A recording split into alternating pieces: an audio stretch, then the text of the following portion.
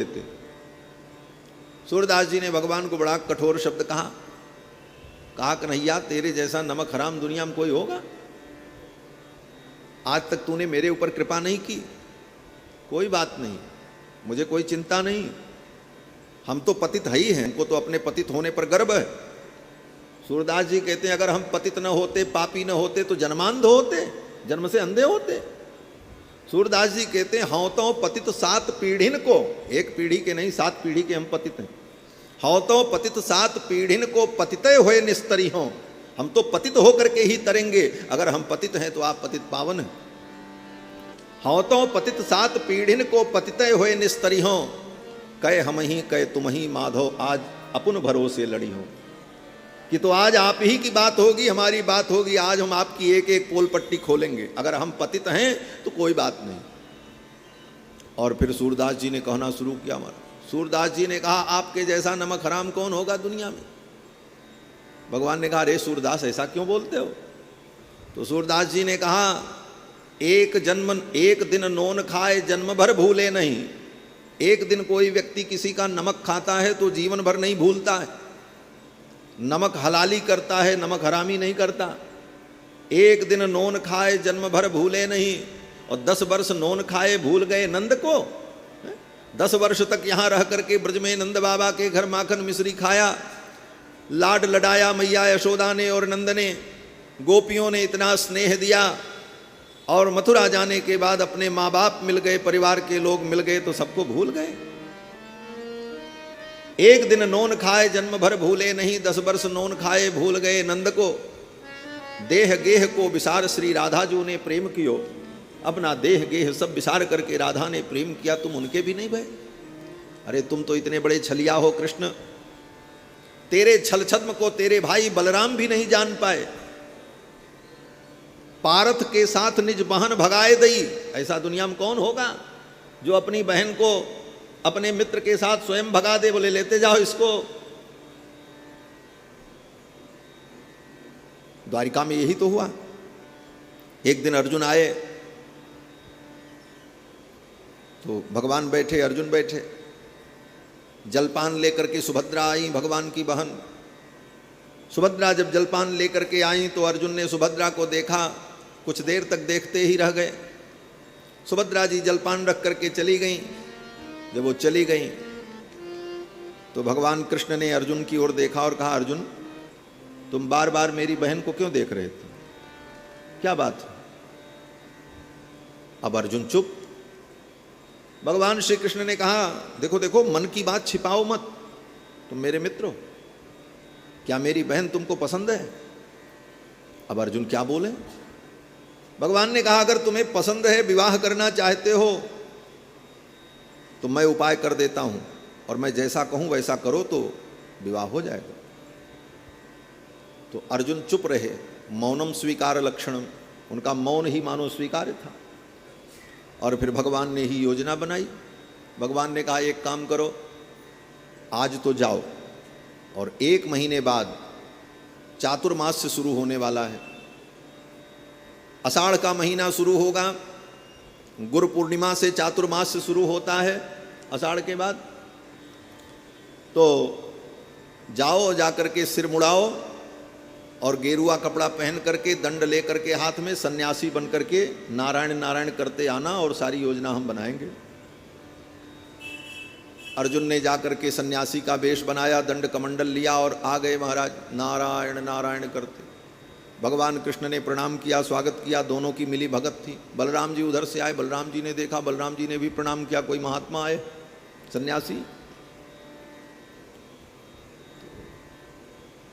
बलराम जी ने भगवान कृष्ण से कहा महात्मा तो बड़े अच्छे हैं, बड़े दिव्य हैं, बड़े तेजस्वी हैं। भगवान श्री कृष्ण ने कहा हाँ सन्यासी हैं, अब तो चातुर्मास से करेंगे, 4 महीने एक जगह ही रहेंगे, अब देखिए इनकी जहाँ इच्छा हो वहाँ ये रहें। तो बलराम जी ने कहा कि अगर ऐसी बात है तो मेरे ही महल में ये निवास करें, और 4 महीने इनके साथ हम सत्संग करेंगे, कुछ भगवत चर्चा होगी, ज्ञान की चर्चा होगी। भगवान ने अर्जुन को इशारा किया ठीक है। अर्जुन तैयार हो गए, बलराम जी के महल में सारी व्यवस्था हो गई, उनका चातुर्मास से शुरू हुआ अर्जुन का।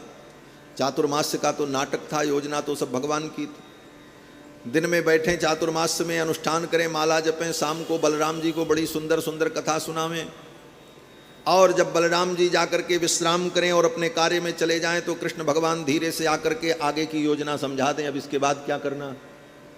करते करते 4 महीने बीत गया।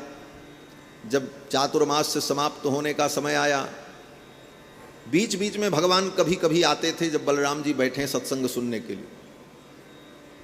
तो जब सत्संग समाप्त हो तो बलराम जी बड़ी प्रशंसा करते थे, कृष्ण ये सन्यासी जी बड़े अच्छे हैं, बड़े विद्वान हैं और बड़े तेजस्वी हैं, बड़े सरल हैं, बड़े विनम्र हैं। तो भगवान कृष्ण चलते चलते कुछ बोल देते थे। चलते चलते भगवान कहते थे, भैया कुछ भी हो, जवान जोगी वैद्य रोगी पर भी भरोसा नहीं करना चाहिए। जवान जोगी वैद्य रोगी पर भरोसा नहीं करना चाहिए, मुझे तो कुछ दाल में काला ही लगता है। तो बलराम जी ने कृष्ण भगवान को डांटा, कन्हैया तू सबको ऐसे ही समझता है, अरे वो बड़े तेजस्वी महात्मा हैं, हम इतने दिन से उनका सत्संग कर रहे हैं, हमको सब मालूम है। भगवान ने कहा ठीक है, जैसा भी हो। ऐसे ही चलता रहा। जब चातुर्मास से समाप्त होने का समय आया तो भगवान कृष्ण ने अर्जुन को सिखा दिया कि 4 महीने से आपने फलाहार किया है, अब चातुर्मास से समाप्त होगा तो भोजन करना होगा, चावल दाल रोटी सब्जी कुल पकवान अन्न ग्रहण करना होगा। तो एक काम करो, सन्यासी तो अपने हाथ से भोजन बनाता नहीं है, सन्यासी अग्नि का स्पर्श नहीं करता है। स्वपाकी यत्र नष्टः, जो यति जो सन्यासी अपने से पाक बनावे वो नष्ट हो जाता है। सन्यासी को अग्नि छूने का अधिकार नहीं होता। तो आपको तो भोजन बनाना नहीं है, तो आप कह देना कि कुंवारी कन्या भोजन बनावे, तब हम अन्न ग्रहण करेंगे, और हमारे घर में एकमात्र कुंवारी कन्या मेरी बहन है, वही भोजन बनाएगी। और जब भोजन बन के तैयार हो तो कहना हम सबके सामने भोजन नहीं करते, पर्दे के अंदर करते हैं भोजन, और भजन तो एकांत में होता है, और मैं व्यवस्था करूंगा कमरे के अंदर एकांत में आप भोजन करना। भैया बलदाऊ बाहर बैठे रहेंगे, और जिस कक्ष में भोजन होगा उस कक्ष में एक द्वार रहेगा, उस द्वार के बाहर एक रथ खड़ा रहेगा, उस रथ में मेरी बहन सुभद्रा को बैठा लेना और लेकर के चले जाना, और बाकी जो होगा हम देख लेंगे। ऐसा ही हुआ। चातुर्मास्य का व्रत समाप्त हुआ। भगवान श्री कृष्ण से बलराम जी ने कहा, भैया कन्हैया सन्यासी जी का व्रत कल पूरा होगा, कल उन्हें भोजन कराना है, और उन्होंने कहा है कुंवारी कन्या भोजन बनावे, तो सुभद्रा ही भोजन बना देगी। तो भगवान ने कहा, देखो भाई कुछ भी हो, सुभद्रा हमारी बहन है, उसकी इज्जत प्रतिष्ठा मान मर्यादा पर भी विचार करना। बलराम जी ने कहा, नहीं नहीं ऐसी कोई बात नहीं है, सब कुछ व्यवस्थित है, सब कुछ ठीक ठाक है। बार बार बीच बीच में भगवान श्री कृष्ण अपनी बात कह देते थे, जिससे बाद में बलराम जी को जवाब देने का मौका न मिले, हम साफ साफ बच जाएं। इतने नीतिज्ञ भगवान कृष्ण। भोजन की तैयारी हुई, भीतर भोजन करने बैठे तो भगवान कृष्ण भी उस दिन आए। बाहर भगवान बैठे हैं और बलराम जी बैठे हैं, भीतर भोजन की तैयारी। अब भोजन शुरू हुआ, धीरे धीरे 10 मिनट बीता, 20 मिनट बीता, 25 मिनट, आधे घंटे, 1 घंटे हो गए। भगवान श्री कृष्ण ने बलराम जी से कहा, भैया ये सन्यासी जी कितना देर भोजन करते हैं, 1 घंटे हो गए। तो बलराम जी ने कहा, अरे इतने दिन बाद आज भोजन कर रहे हैं, अभी तक तो फलाहार कर रहे थे, स्वाद लेकर के धीरे धीरे आराम से पा रहे होंगे, पाने दो। 1.5 घंटे बीत गए। तब भगवान श्री कृष्ण ने कहा, भैया मुझे कुछ संदेह लग रहा है। तो बलराम जी को भी लगा कि हाँ भाई इतना देर कोई कैसे भोजन करेगा। बोले चलो देखते हैं। दोनों भाई भीतर गए और पर्दा हटा करके देखा तो भोजन की थाली रखी थी, पाटा रखा था, सब कुछ रखा था, और सन्यासी जी का दंड कमंडल भी वहीं रखा था, लेकिन न सन्यासी थे न सुभद्रा जी थी। जाकर के देखा पीछे का द्वार खुला था। अब तो बलराम जी को कुछ समझ में ही नहीं आया। कृष्ण भगवान को सब मालूम था। कृष्ण भगवान ने अगल बगल आस पड़ोस में जो लोग थे उनसे पूछा, भाई आप लोगों ने किसी को जाते हुए देखा इधर से? तो देखने वालों ने कहा, हाँ हमने देखा, अर्जुन रथ पर बैठे थे और आपकी बहन सुभद्रा बैठी थी और रथ पर लेकर के अर्जुन जा रहे थे। अब तो इतना सुनते ही बलराम जी को क्रोध आया। बलराम जी ने कहा, अर्जुन ने मेरे साथ इतना बड़ा धोखा किया, 4 महीने तक मैं उनका चरण दबाता रहा, उनकी सेवा करता रहा और उन्होंने ये नाटक किया मेरे साथ। आज ही मैं अर्जुन को मार डालूंगा। अपना हल मूसल उठा लिया बलराम जी ने। आज मैं अर्जुन को जीवित नहीं छोड़ूंगा। संकर्षण भगवान बलराम क्रोध में आ गए, हल मूसल लेकर के चल पड़े। भगवान श्री कृष्ण ने पकड़ लिया। गोविंद कृष्ण भगवान ने पकड़ लिया, भैया ऐसा अनर्थ मत करो। बलराम जी ने कहा, आज उस दुष्ट को मैं नहीं छोड़ूंगा, उसने मुझे इतना बड़ा धोखा दिया।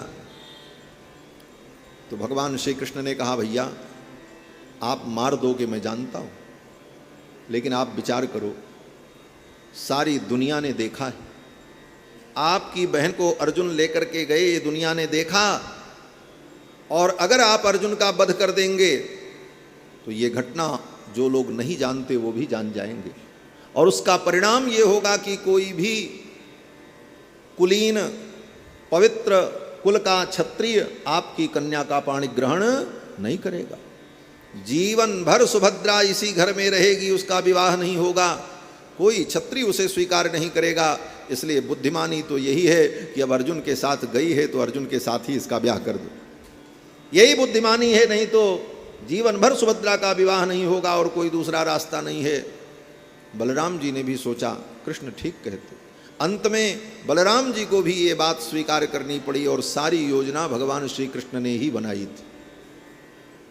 इस कथा का स्मरण करके सूरदास जी कहते हैं कि पारथ के साथ निज बहन भगाए दई, बलराम हूं न जाने तेरे छल छद्म को। तेरे छल को बलराम जी भी नहीं जान पाए। आज मैं एक एक वर्णन करूंगा। अब तो भगवान चुप हो गए। भगवान ने कहा, सूरदास बस करो, कितना वर्णन करोगे। तो महाराज भक्तों ने भी भगवान